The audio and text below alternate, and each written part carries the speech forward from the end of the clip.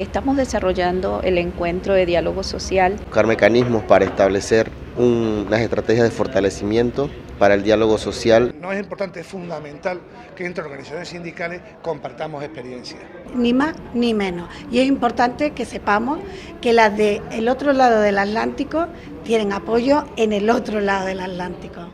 Tenemos en la mesa principal al compañero Eduardo Gil, secretario general de Convergencia Sindical, al compañero Francisco Alfonsín, Comisiones Obreras de Andalucía, al licenciado Walter Seymour, Consejo Nacional de la Empresa Privada, a su excelencia, ministra Marcoa Concepción, ministra de Desarrollo Social de Panamá. Para dar formal inicio inaugurado este evento, vamos a conceder la palabra al compañero Eduardo Gil, secretario general de Convergencia Sindical.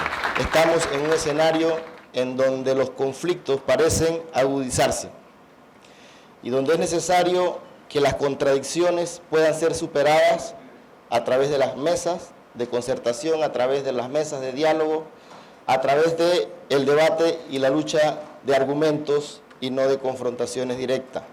Sabemos que hay contradicciones importantes entre el capital y el trabajo, por ejemplo, pero eso no impide que en diferentes escenarios nos sentemos en la misma mesa a fin de debatir los puntos en los que podemos llegar a los acuerdos necesarios. Agradecemos fundamentalmente a los compañeros y compañeras de Comisiones Obreras de España, que desde el otro lado del océano han venido a mostrar solidaridad. Solidaridad en el sentido de construir o aportar en la construcción o el reforzamiento de los procesos de diálogo para la construcción y desarrollo de países más democráticos. Lo que hoy nos ocupa aquí es la forma y los contenidos de cómo las contrapartes tienen que entenderse y de cómo, en un diálogo que tiene que ser bipartito, evidentemente, entre empresarios y sindicatos, pero tiene que ser también, tiene que tener un aspecto tripartito, donde el gobierno regule, donde acerque posiciones y donde consagre los acuerdos en medidas políticas y legislativas para que no sean vulneradas y para que el propio Estado juegue su papel de regulación, de representación y del Poder Ejecutivo para conseguir todos aquellos acuerdos y aquellas medidas que favorezcan de manera general tanto a los empresarios como a los trabajadores.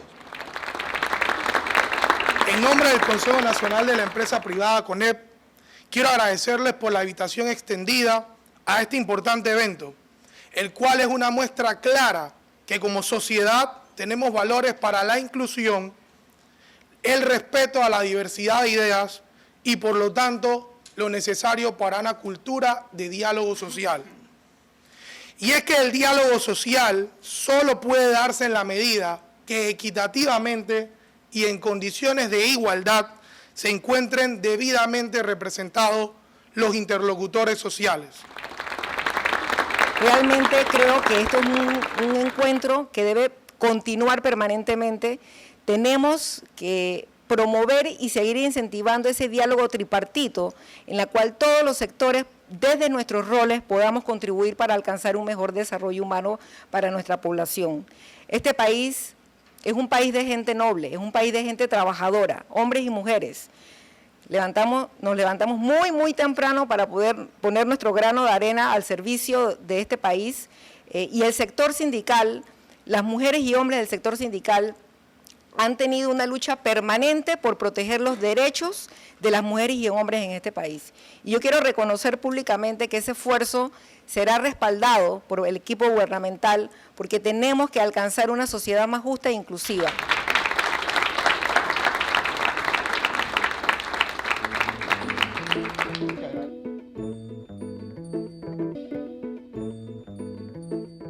Primero tiene que haber un entorno democrático y de confianza institucional. Ya lo dijo Walker hace un momento, la confianza institucional es fundamental. Segundo, tiene que haber un pleno ejercicio de la libertad sindical. Sin libertad sindical no hay diálogo social, sin libertad sindical no hay democracia. Tercero, tiene que haber organizaciones sindicales y organizaciones de empleadores fuertes, representativas, independientes y autónomas. Tiene que haber voluntad política, esto es muy importante, sin voluntad política el diálogo social puede incluso ser un ejercicio vano, vacuo, que no lleve a nada y que más bien desgaste a los actores, incluso los desmovilice para acudir a las mesas de diálogo. La voluntad política es clave para que exista un compromiso con ese diálogo social y implica también una responsabilidad social de los actores que participan en el diálogo. Otro factor muy importante es la competencia técnica. Es muy importante que los actores estén bien preparados para enfrentar desde un punto de vista técnico y riguroso los problemas que se van a presentar y que vamos a tratar de resolver. Tiene que haber transparencia informativa, eso es muy importante. Muchos diálogos fracasan porque no la hay. Y además tiene que haber capacidad de seguimiento de los acuerdos. Hay que tener en cuenta que los mecanismos de decisión en su conjunto y los procesos de diálogo tienen que ser transparentes para la ciudadanía. Si no son transparentes para la ciudadanía no le va a dar el apoyo a esos procesos de diálogo. Y entonces acaba siendo diálogo de cúpulas sin contenido en relación al conjunto de la población y las bases sociales. La OIT habla, el convenio ratificado por Panamá, el convenio 100, habla sobre igual paga por igual valor. Y este tipo de revisión de puestos pondera el valor de los trabajos, pondera el tipo de competencias que se necesitan y cómo son valoradas. Panamá cuenta con una gran legislación, incluyendo la ratificación de los convenios sobre equidad. Pero yo les voy a hablar primero sobre la negociación colectiva, las discusiones a nivel de empresa. Y voy a hablar sobre 3 temas, porque son los 3 temas donde hay más negociación colectiva, hay más acuerdo a nivel de empresa, que tiene que ver con la igualdad salarial, el balance de trabajo y familia y el acoso y violencia de género en el lugar de trabajo. Panamá tiene una brecha más chiquita que el promedio, en parte porque la brecha en Panamá, les voy a decir, es en los deciles de ingresos más bajos. Cuanto más pobre es la gente, cuanto menos ingresos tiene, más grande es la brecha. Eso es distinto, por ejemplo, a algunos países de Europa. En Europa hay menos brecha a nivel de la gente más pobre y una brecha más grande según uno va subiendo en el decil de ingresos. Pero aquí, como hay mujeres educadas y mujeres más educadas que los hombres, la disparidad es distinta. No se debe negociar la ley. La equidad de género en Panamá y en toda América Latina es la ley. Entonces, la negociación colectiva debe ir más allá de la ley. Y lo que debe hacer el sindicato es asegurar que por lo menos la ley se cumpla. Y en la negociación debe ir más allá de la ley. Se los digo porque la gente a veces negocia que se cumpla la licencia de maternidad, que se cumpla el salario, lo que dice la legislación sobre acoso laboral. Si vamos a hacer un acuerdo de acoso laboral, tiene que ir más allá de la ley. Los trabajadores tienen la representación más baja de las mujeres. Hay un movimiento de crear cuotas en los directivos empresariales, como ha pasado en Panamá. Pero eso es un tema un poco de representación. Hay países que han creado legislación que los obliga a hacerlo a nivel sindical. Y cuanto más mujeres hay en el Parlamento, más posibilidades de que eso pase. Pero entonces, ¿no sería mejor tomarlo en cuenta voluntariamente y que sea algo que salga del movimiento sindical? Fomentar la paridad en las instituciones sindicales, en los sindicatos.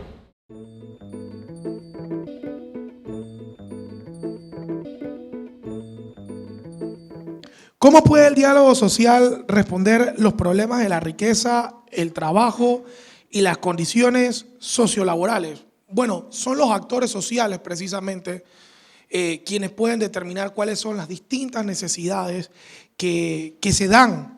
Y efectivamente yo he tratado de resumir algunos aspectos que son necesarios para ellos. Uno, como lo he dicho, establecer metas comunes. 2, superar la desconfianza. 3, ayudar o apoyar a mejorar la gobernabilidad. Y 4, pues fortalecer el diálogo social, sectorial, nacional. Y eso se logra solo a través de este tipo de encuentros, a través de este tipo de debates en el cual yo agradezco mucho que se nos haya tomado en cuenta en la participación, porque no puede haber diálogo social de una de las partes. Panamá es un país de diálogo social.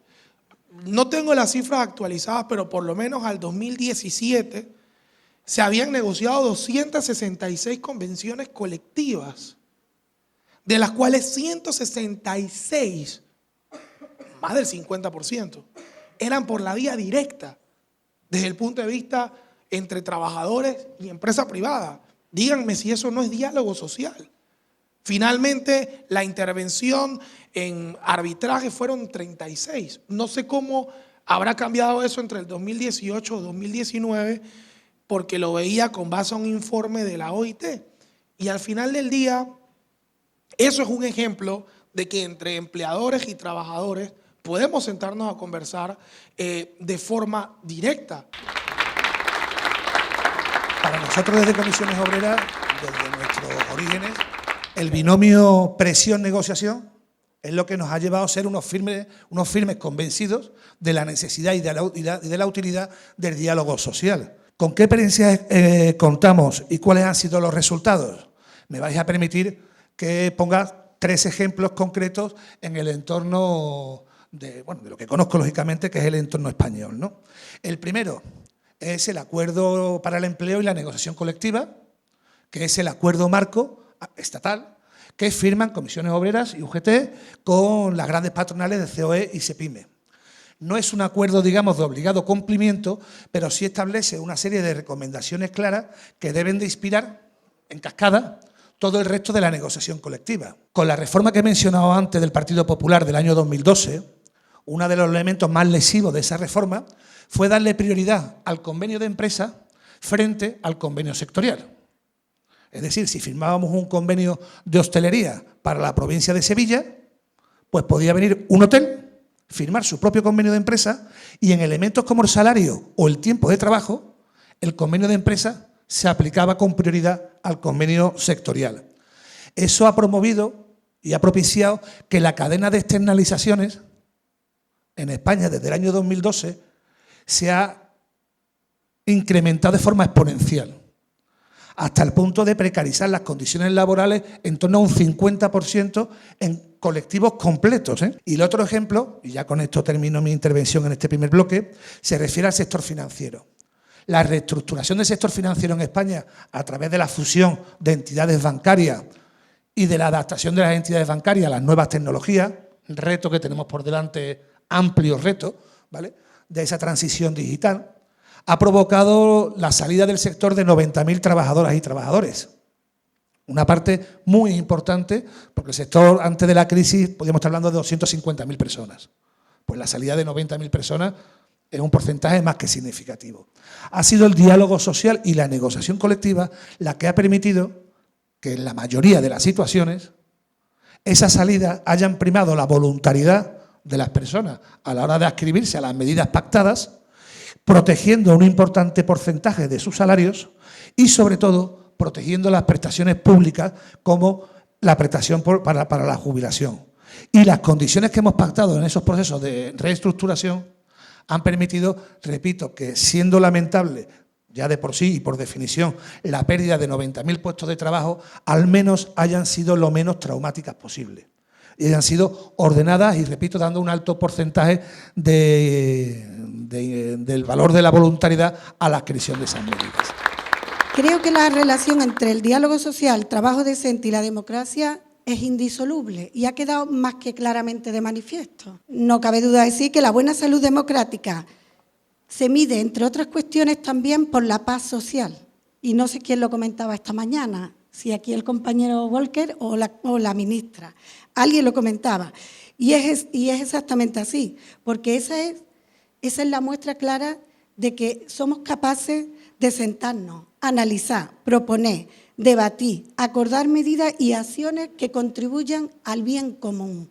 Nosotros en esta última década, por poner un ejemplo de nuestra tierra, ¿vale?, y de forma lamentable, porque no tiene otro nombre, hemos tenido una pérdida grande en lo que era el diálogo social. Prácticamente se rompió, entendiendo el diálogo social como esa participación, ¿vale?, en lo que el compañero ha comentado, como la negociación colectiva, tanto en el seno de las empresas como en la tripartita, ¿vale?, que ya habéis ido comentando. Tenemos una situación de precariedad altísima en España y en la cual, efectivamente, y yo creo que redundaré más en el siguiente panel, las mujeres hemos sido las más perjudicadas de todas. Tal cual llegó la crisis, fuimos expulsadas de nuevo al hogar. Fue una justificación perfecta para devolvernos al hogar. Y cuando hemos empezado a volver, hemos vuelto en unas condiciones de precariedad absoluta. En unas condiciones que tenemos un 40% de temporalidad. Recuperar, por tanto, el diálogo social ha sido importantísimo, ¿vale? Lo digo porque es algo muy reciente que hemos conseguido después de toda una década de paralización del diálogo social. Muchas empresas no están cumpliendo el acuerdo de negociación colectiva. Es nuestra responsabilidad, como representantes de las trabajadoras y los trabajadores, hacerlo cumplir. Porque revertir la reforma laboral, recuperar el trabajo decente, depende en gran medida de esta realidad. Diálogo social no es igual a paz social. Porque si tú no cumples lo acordado, lo que hemos visto, lo que hemos hablado ahí, yo voy a salir a la calle y te voy a denunciar y voy a decir que lo estás haciendo mal y que tú no me estás citando. Desde esa foto hasta hoy no nos ha citado ni un solo consejero ni consejera a nadie, a ninguna de las mesas en que participamos. Nosotros entendemos que como representantes de las trabajadoras y los trabajadores tenemos que estar en todos los ámbitos, en lo económico, en lo laboral, en lo social, en la formación, en la educación y en la salud. Y así estamos y así exigimos. En efecto, hay una relación de diálogo para discutir y debatir la productividad. Anteriormente siempre se había dicho que los sindicatos, en el caso de Panamá, rehuíamos a un debate de la productividad.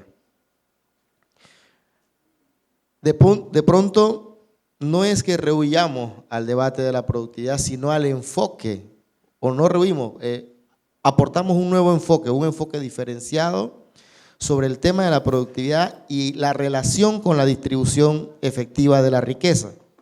Pero un trabajador o una trabajadora que enfrenta el drama familiar de dónde quedan los hijos y las hijas cuando van a laborar, difícilmente se enfoca en la productividad.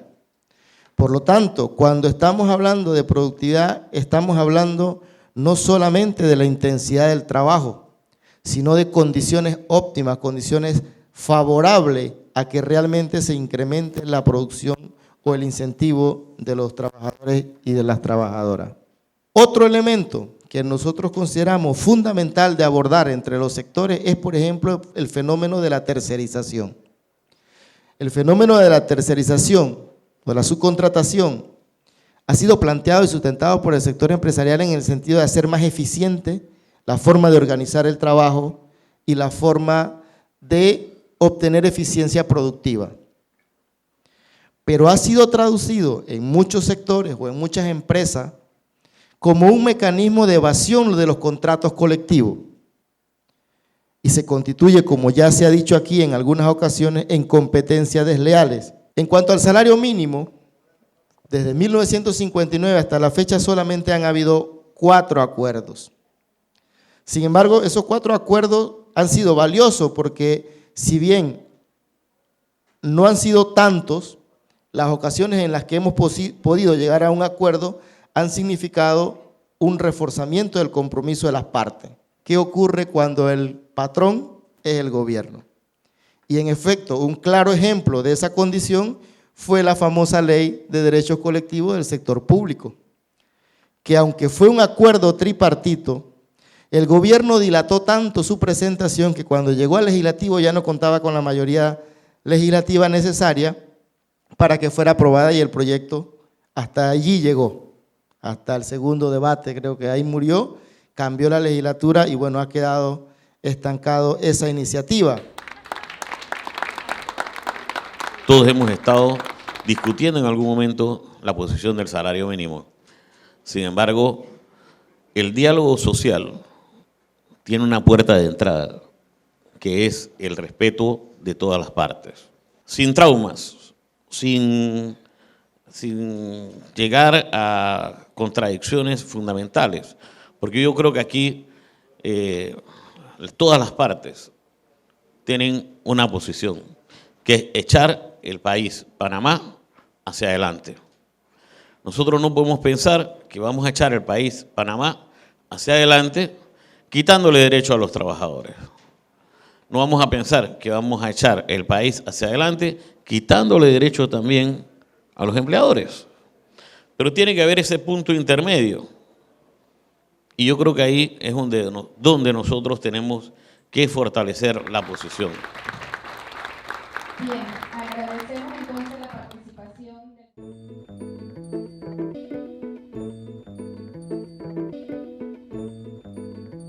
La importancia del diálogo social nosotros la conocemos más que nadie, los que estamos directamente relacionados a mesas de salario mínimo, mesas de acuerdo tripartito, etcétera, los que participan de negociaciones colectivas y demás.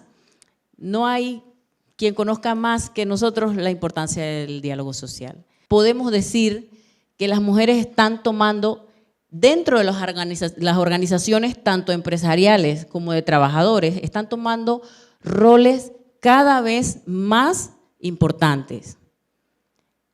¿Y saben qué? Yo le doy gracias a todas las organizaciones de que no le regalen el espacio a nadie, sea hombre o mujer. ¿Saben por qué? Porque no es cuestión de llenar cuotas. Una organización no se hace fuerte, sólida y representativa llenando cuotas de a dedo.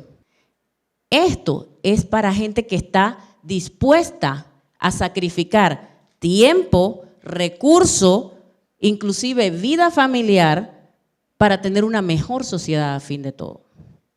De eso se trata el diálogo social. Entonces, por eso yo les digo que me parece excelente que las organizaciones sociales cada día tengan más mujeres en niveles elevados de sus organizaciones. No es cuestión de llenar cuotas, es cuestión de reconocer capacidades. Gracias, Sofía. Me queda un poquito, con lo último que ha dicho la compañera, me queda un poquito ahí yo. Ahora iré contestando y se me ha desviado un poco la idea. Pero, porque me ha llegado. En Andalucía ya somos prácticamente la mitad de la afiliación mujeres, ¿vale? Ha sido todo un reto. Ni que decir tiene que las mujeres hemos llegado al mundo laboral organizado, que no al trabajo, porque trabajar hemos trabajado siempre. Lo que no hemos trabajado de forma remunerada ni reconocida, pero siempre hemos trabajado. Hemos llegado recientemente. ¿Y por qué hemos llegado recientemente? Hay que reconocerse esa presencia y es importante ponerla de manifiesto. Y porque llegamos en una gran desventaja, por eso hay que tener cuotas. Y las cuotas son necesarias. Cuando se parte de situaciones de desigualdad y de desequilibrio, las cuotas vienen a compensar esa desigualdad, o al menos es lo que deben hacer. ¿Vale? Por eso sí, compañera, somos partidarias y partidarios en comisiones de las cuotas. Quizá lo que le tengamos que dar una vuelta de tuerca es a pensar por qué tenemos que hacer una acción sindical, política sindical, o como la queramos llamar, centrada en el modelo masculino. El trabajo y las responsabilidades son una cosa y los hijos y la familia son otra. ¿Por qué? A lo mejor lo que hay que darle la vuelta al sistema que hemos montado de cómo nos organizamos y cómo nos coordinamos. Quizá sea esa la clave, tanto para hombres como para mujeres. Hay compañeros que están en los espacios con errores en el proceso, con aciertos en el proceso, pero están. El tema es que nosotras también queremos estar con errores en el proceso, con aciertos en el proceso y estar. Además, con el tema de la capacitación, hay un tema muy delicado, una línea muy cerradita ahí. Porque se dice últimamente, es que las compañeras o las mujeres en el ámbito formal son las que más se gradúan y las que más tienen títulos y las que más se profesionalizan y todo lo demás. Sí. pero también hay una formación que nos permite a nosotras y nosotros estar en algunos espacios que no son precisamente los académicos. Y esos son los espacios en los que nosotras no precisamente estamos. Exigimos ese espacio de paridad. ¿Y por qué lo exigimos? Porque representamos a las que están allá.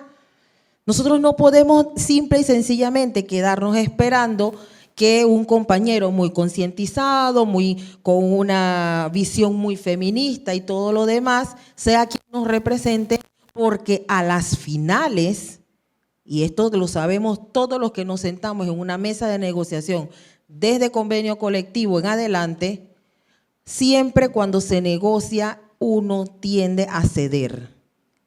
Y cuando se cede lo que no se siente directamente. Generalmente es así. Si la necesidad no es sentida, es más fácil ceder en eso. Pero cuando las necesidades son reales y sentidas, ahí cuestionamos un poco ceder esos aspectos. Cuando me preguntan al final, ¿cómo superar la inequidad de género y territorial? Definitivamente nosotros tenemos no solamente que preocuparnos por esta situación, tenemos que generar acciones para que el tema del diálogo social, con todas sus particularidades que necesita de representatividad, de confianza, de legalidad, etcétera, sea realmente eficaz. Necesita la incorporación o participación de hombres y mujeres. No solo para hablar como temas, la incorporación de los temas de mujeres, sino que dentro de la participación de quienes sean los interlocutores, también sean las mujeres. Es una necesidad sentida. Y es una necesidad que si no lo vemos hoy, simple y sencillamente va a llegar un momento en que se va a descalificar parte de lo que hacen en X o Y diálogos, incluyendo nuestras negociaciones colectivas. Nadie puede ya ignorar que el 50% de la población no es un grupo específico, es la mitad de la población, punto. Y si hay una mitad de hombres, hay una mitad de mujeres. Y ya no se puede cuestionar las capacidades adquiridas con mucho esfuerzo por parte de muchas mujeres. Y el movimiento sindical demuestra en esta jornada de hoy su capacidad para entender precisamente ese aumento creciente de la influencia e importancia con el número de mujeres presentes en estos eventos. Yo he detectado un pequeño escollo que les quiero poner para la reflexión y para alimentar las futuras negociaciones en diálogo social. El movimiento sindical panameño está muy dividido y la interlocución entre empresarios y trabajadores y gobierno necesita una mayor claridad para asegurar la representatividad en el diálogo social. Es importante, porque si por ahora la organización que nos acoge, Convergencia Sindical, está haciendo grandes esfuerzos en su centro de formación para capacitar en diálogo social, yo sé que muchas otras organizaciones todavía no están tan avanzadas. El diálogo social debe de ser entendido como un reequilibrio de fuerzas y para que ese reequilibrio de fuerzas tenga lugar, a veces hay que pasar por el conflicto. Duro y a veces violento. Pero en la medida en que este país, que dispone de medios y de capitales, sea capaz, a través del diálogo social, de redistribuir esa riqueza. Aquí, esas torres que tenemos aquí al lado, todavía tienen que redistribuir algo. Y de verdad, con tan poca población, a diferencia de Andalucía, con tan poca población, si se reparte un poquito mejor, creo que van a vivir todos bastante bien. Y van a hacer suyo el concepto que han defendido a lo largo de todas las intervenciones. Todos queremos un mejor país. Y todos queremos a Panamá. Pero todas también. Creo que todos coincidiremos en que no hay nada bello, útil, necesario, que tenga valor, que no tenga su origen en el trabajo. Todo lo que el hombre necesita, todo lo que el hombre valora, todo lo que hemos heredado ha sido fruto del trabajo. Y nuestro trabajo será también los que dejen herencia a las generaciones que vienen. Un gran problema que quizás debería de ocupar un debate monográfico desde el punto de vista sindical y desde el punto de vista del mundo del trabajo y de la economía es el deterioro de nuestro planeta. Ya no solamente los grandes problemas económicos de migración, de pobreza, sino la gran catástrofe que nos estamos preparando nosotros mismos mediante la destrucción del medio ambiente y la depauperación del propio planeta, el desgaste innecesario de energía, la contaminación, etcétera, etcétera. Todo eso tendrá un futuro, todo eso tendrá una repercusión, todo eso tendrá que ver el mundo del trabajo con la solución de ese gravísimo problema. Las mujeres estáis llamadas a ser protagonistas de vuestra propia liberación y nosotros os ayudaremos y entre todos tendremos que conseguir, no es un problema de cuotas, sino de lucha colectiva, los mayores niveles de igualdad y de equiparación social y de protagonismo a todos los niveles, Por lo tanto, deciros que también formáis parte no solamente de un gran colectivo que ha luchado, sino que formáis parte de poderosas organizaciones. No os sintáis solo nunca y si alguna vez tenéis alguna duda, recurrir a vuestros compañeros, a vuestras compañeras, a vuestros dirigentes naturales de vuestras organizaciones democráticas que elijáis y si no podéis, pues dar un grito de insatisfacción en el centro de trabajo, pedir ayuda, que lo que mejor sabemos hacer los trabajadores unos con otros es ayudarnos. Así que compañeros y compañeras, un abrazo, seguir debatiendo, convenceros de que estamos en el camino correcto y adelante, pero a la izquierda. Muchas gracias, compañero Francisco Alfonsín.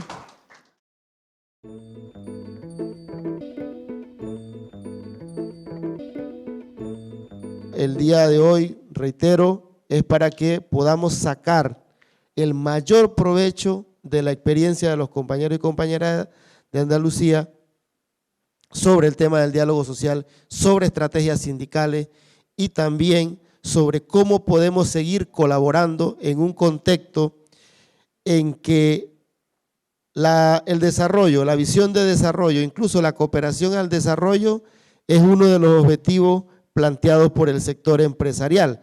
Yo os decía ayer que hay una ley que fue muy importante en España y especialmente para las mujeres, que fue la ley de dependencia. Es una ley en la que participamos todos y todas, ¿vale? También los sindicatos. La ley de dependencia es una ley por la cual se atiende a las personas dependientes, es decir, menores y mayores que están en situación de discapacidad o disfuncionalidad, ¿vale? Y necesitan de una atención para realizar las actividades de su vida cotidiana.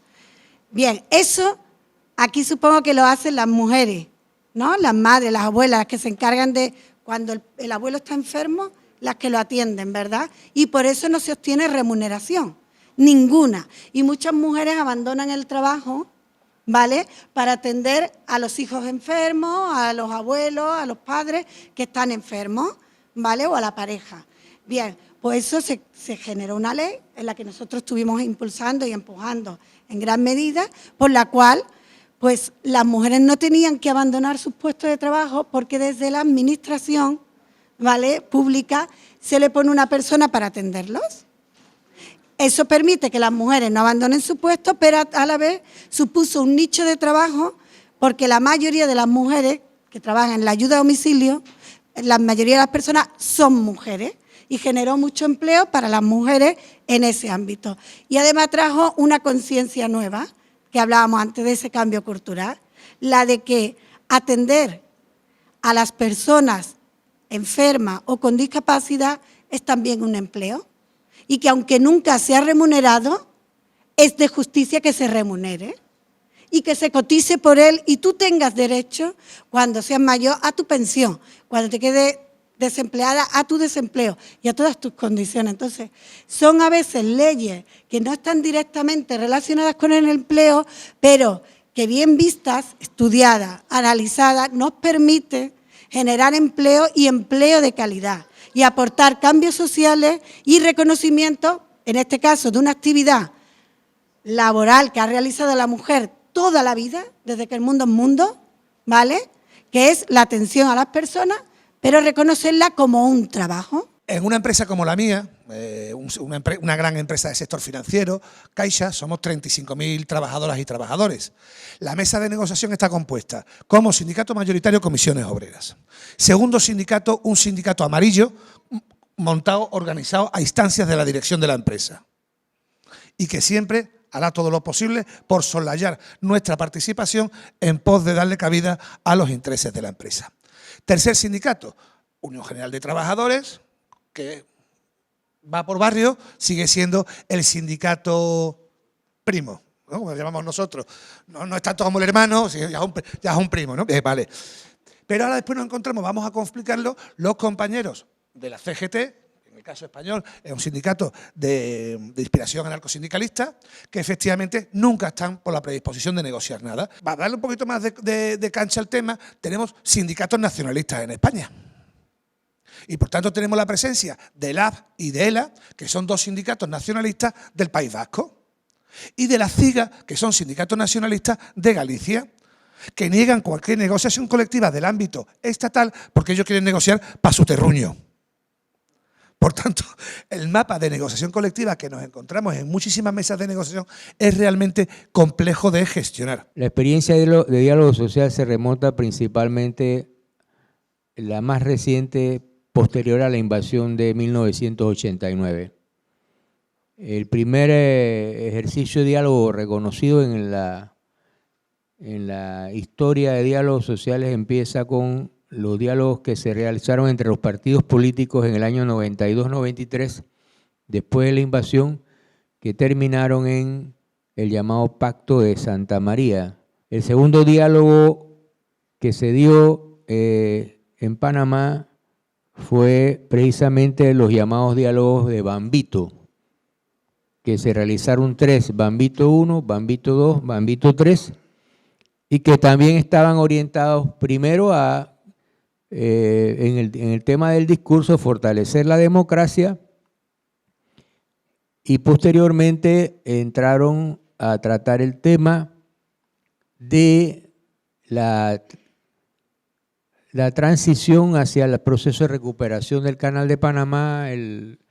Ya estábamos en esta fase del final de la presencia norteamericana. Estos diálogos se dieron entre 1994 y 1998. Nos está afectando el tema de las jubilaciones y en general nos afecta la mayor parte de los salarios de todos los trabajadores. Y aunque en las mesas, en las negociaciones colectivas con las empresas siempre se tiene presente eso, y en el tema del salario mínimo se habla del tema del costo de la vida y la inflación, en Panamá están manipulados porque la famosa canasta básica esa no incluye a la mayor parte de los productos que consumen los panameños, pero además que son los que al final de cuentas suben de precio todos los días. Ahora mismo nos dice las estadísticas que estamos en 6% de desempleo abierto, pero como ustedes saben, la definición de desempleo la cambió OIT hace unos años atrás. Desempleado era todo el que buscaba trabajo en los últimos 6 meses, ahora es en las últimas 6 semanas. Si aplicáramos la vieja definición de desempleo, estaríamos en 18%, que es la verdad, es el nivel de desempleo que tenemos hoy en día. Y eso lo demuestran cada feria que hacen por ahí para darle trabajo a la gente. Sale gente hasta debajo de las piedras a buscar empleo. Nosotros tendremos que preguntarnos si realmente nuestras organizaciones sindicales están siendo representativas de las peticiones, de las quejas, de las molestias y de las aspiraciones de nuestros compañeras y compañeros en la base, en las empresas. Si estamos haciendo los procesos de consultas previos para la negociación colectiva, si estamos rindiendo informe a la base de lo que estamos negociando, si estamos preparando a los cuadros sindicales para que puedan responder ante cualquier pregunta que un trabajador le haga sobre las propuestas que tienen nuestros negociadores en las mesas de negociación. Es muy difícil para nosotros desde Convergencia Sindical ir a cada sindicato base. Nosotros no podemos entrar a los muelles a revisar si los trabajadores nos están respaldando a nosotros. No podemos entrar allá al área de operación en mina, ni podemos entrar a las fincas bananeras, ni podemos entrar al comercio de Novi. Nosotros necesitamos que los delegados sindicales, que los representantes sindicales de cada sindicato estén haciendo debidamente su trabajo para que esa fuerza venga gestándose desde la base y vaya subiendo. Mi vida ha estado siempre ligada al sindicalismo y a la convicción y a la formación ideológica de la izquierda. Y sé que la formación, la capacitación de los dirigentes y de las dirigentes es clave para seguir teniendo futuro, porque yo que empecé a trabajar a una edad tan temprana, de 14 años, porque era la edad legal mínima, que he luchado contra una dictadura, que he soportado la represión de Franco, que me han detenido, que me han amnistiado laboralmente, que he formado parte de una gran empresa como es la empresa pública. He sido presidente del comité de empresa de Renfe durante 12 años y con la larga trayectoria sindical en la dirección de Comisiones Obreras de Andalucía, me convenzo de que la mejor opción que tomé en mi vida es comprometerme con la clase obrera y formar parte de un sindicato. Y de eso es lo que quiero, que este instrumento, este proyecto, os haya servido para que condicione toda vuestra vida y estéis comprometidos a distinto nivel, con distinto grado, pero con la misma convicción.